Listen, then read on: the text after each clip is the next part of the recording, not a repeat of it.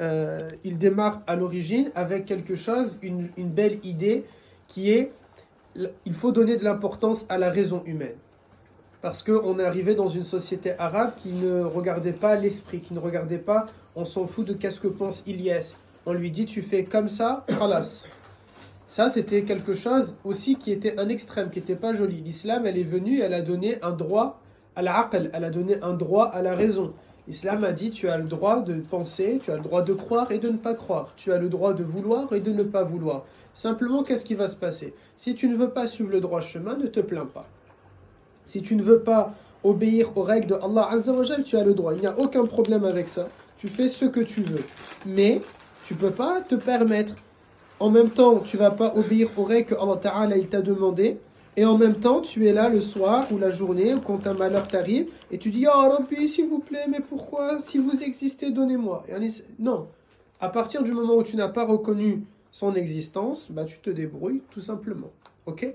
Ça, c'est pour ça que l'islam a donné cette importance-là à la raison, parce qu'on veut des croyants qui croient.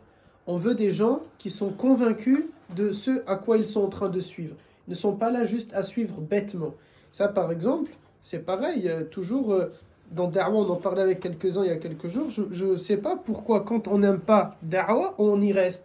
Si tu ne crois pas dans un truc, tu t'en vas. Khalas, c'est fini. Pourquoi se faire du mal? Pourquoi se forcer dans quelque chose?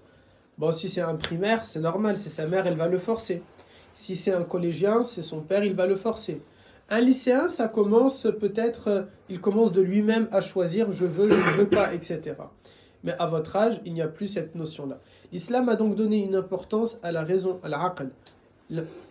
L'esprit est important. Mais al-Mu'taziliya, ils ont dérapé dans cette idée-là.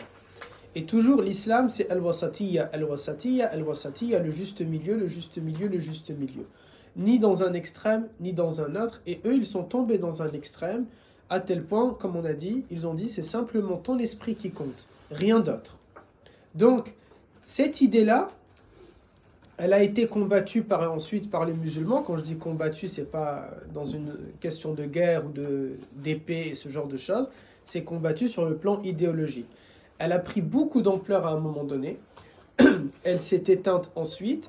Et maintenant, on la revoit apparaître auprès des influenceurs. Et ça, c'est ce que je vous disais déjà il y a quelques années en arrière. Ils vont d'abord, en fait, monter leur notoriété en dehors de l'islam ou par rapport à l'islam. Et puis, dès qu'ils ont une forte notoriété, ils vont se considérer, ça y est, nous sommes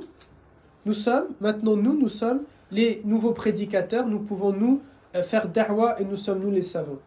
Là, je vais m'éloigner du sujet.